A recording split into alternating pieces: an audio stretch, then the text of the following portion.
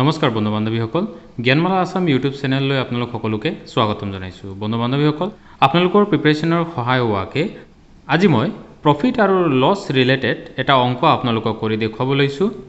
ভিডিওটো শেষলৈকে চাব, লগতে ভিডিওটো ভাল পালে লাইক, শেয়াৰ আৰু চেনেলটো সাবস্ক্ৰাইব কৰিব নাপাহৰিব। প্ৰশ্নত দিয়া আছে If a man were to sell his chair for $720, he would lose 25%. To gain 25%, he should sell it for. ইয়াত কৈছে যদি মানুহ এজনে তেওঁৰ চকী 720 টকাত বিক্ৰী কৰে তেন্তে তেখেতৰ 25% লোকসান হয়। 25% লাভ পাবলৈ হলে তেওঁ এই চকী কিমানত বিক্ৰী কৰিব লাগিব। আমাক ইয়াত উলিয়াব কৈছে 25% লাভত যদি চকী বিক্ৰী কৰা হয় তেন্তে কিমান দামত তেখেতে মানুহজনে চকীটো বিক্ৰী কৰিব।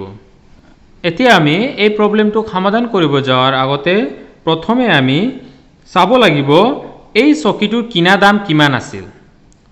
বন্ধু বান্ধৱীসকল প্ৰশ্নত ভালদৰে মন কৰিব, চকীৰ কিনা দাম দিয়া আছে নেকি। ইয়াত কৈছে sell his chair for $720, এইটো দিছে selling price 720, he would lose 25%, to gain 25% he should sell it for. ইয়াত কতো কিনা দামৰ উল্লেখ কৰা নাই, গতিকে আমি প্ৰথমে কিনা দাম ধৰি লব লাগিব। ধৰা হল চকীৰ কিনা মূল্য অৰ্থাৎ কষ্ট প্ৰাইস আমি ধৰি ললো x টকা আমি ধৰি ললো। যেহেতু প্ৰশ্নত কিনা দামৰ উল্লেখ নাই গতিকে আমি প্ৰবলেমটো সমাধান কৰিবৰ বাবে কিনা দাম আমি ধৰি ললো x।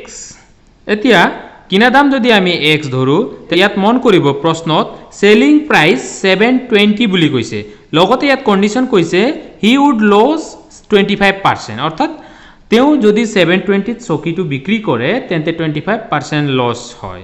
তো আমি কি লিখিব পাৰো, সেলিং প্ৰাইস 720 ইকুৱেল x হল কিনা দাম মাইনাস 25% অফ x লিখিব পাৰোনে।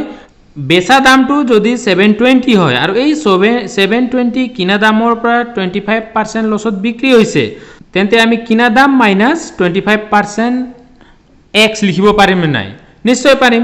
গতিকে আমি এটো ক্যালকুলেশন কৰিম।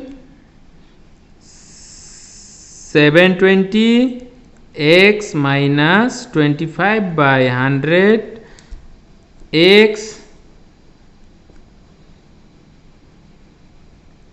720 ইকুৱেল এইটো এলসিএম লোৱা, এলসিএম যেহেতু ইয়াত 1 আছে 100 কিমান হ'ব 100 হ'ব x 100 x হয়নে।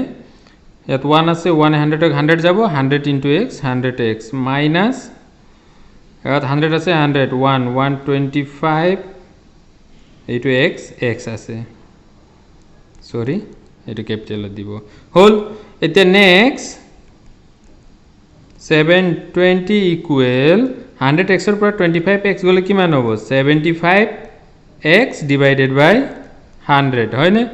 এতিয়া নেক্সট হ'ব এই 100 টো ইয়াত হৰণ হৈ আছে, ইফালে আহিলে কি হ'ব পূৰণ হ'ব নহয় জানো। 7 2 কেইটা আছে দুটা শূন্য ইকুৱেল 75x হল। এতিয়া আমি কি কৰিব পাৰো এই x ইকুৱেল 7 2 ইয়াত পূৰণ হৈ আছে 75, আমি ইফালে লৈ যাম কি হ'ব হৰণ হ'ব ডিভাইডেড বাই 75 কিমান ওলাব, যদি এইটো হৰণ কৰো আমি পাম 960 টকা। x কিমান পালো 960 টকা। x কি আছিলে, x আছিলে আমাৰ কিনা মূল্য, গতিকে চকীৰ কিনা মূল্য আমি কিমান পালো 960 টকা। আমি এতিয়া কিনা মূল্য পালো।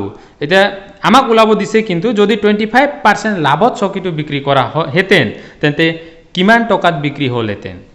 এতিয়া আমি পালো কিনা দাম, এতিয়া কিনা দামৰ 25% লাভ হ'ব লাগিব হয়নে। গতিকে নেক্সট আমি চাম যদি কিনা দামৰ 25% লাভ পাবলগীয়া হয় তেন্তে আমি কি লিখিব পাৰিম সেকেন্ড কন্ডিশনত আমি কি লিখিব পাৰিম, আমি লিখিব পাৰিম 960 প্লাস 25% অফ 25% অফ কি এতিয়া x তো আমি পাই গলো x এর জায়গাতে আমি কি লিখিম 960 কিমান হ'ব 960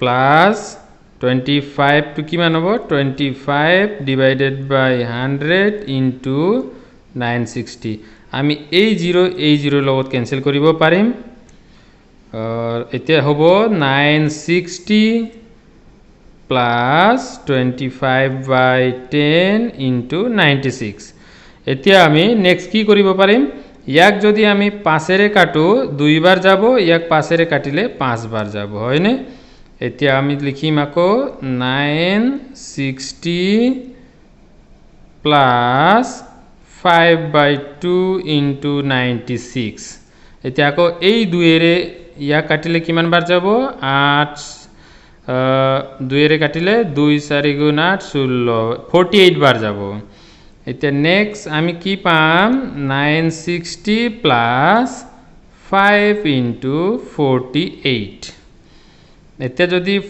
960 প্লাস 5 into 48 করলে আমি কিমান পাম 240 এটা এটো প্লাস করা কিমান হবে প্লাস কৰিলে হবে 1200 টাকা তা যদি আমি এই চকীটো 25% লাভত বিক্রি কৰো তেন্তে আমি 1200 টাকাত বিক্ৰি কৰিব লাগিব চকীটো কিনা দাম আমি পালো 960 টাকা আৰু যদি 25% লাভত বিক্ৰি কৰিলহেতেন তেন্তে আমি 1200 টাকাত চকীটো বিক্ৰি কৰিব লাগিছিল বন্ধু বান্ধৱীসকল এক্সামত যদি এনে ধৰণৰ প্ৰশ্ন আহে তেন্তে আপোনালোকে এই ধৰণে উলিয়াব লাগিব আমি প্ৰথমে কিনা দাম উলিয়ালো কিনা দাম পালো 960 তাৰ পাছত আমি কিনা দামৰ 25% লাভ উলিয়ালো 25% লাভত যদি বিক্ৰি কৰিলো হেতেন তেন্তে কিমান টকাত বিক্ৰি কৰিবলগীয়া হলেতেন 1200 টকাত বিক্ৰি কৰিবলগীয়া হলেতেন বন্ধু বান্ধৱীসকল আশা ৰাখিছো আপোনালোকে বুজি পাইছে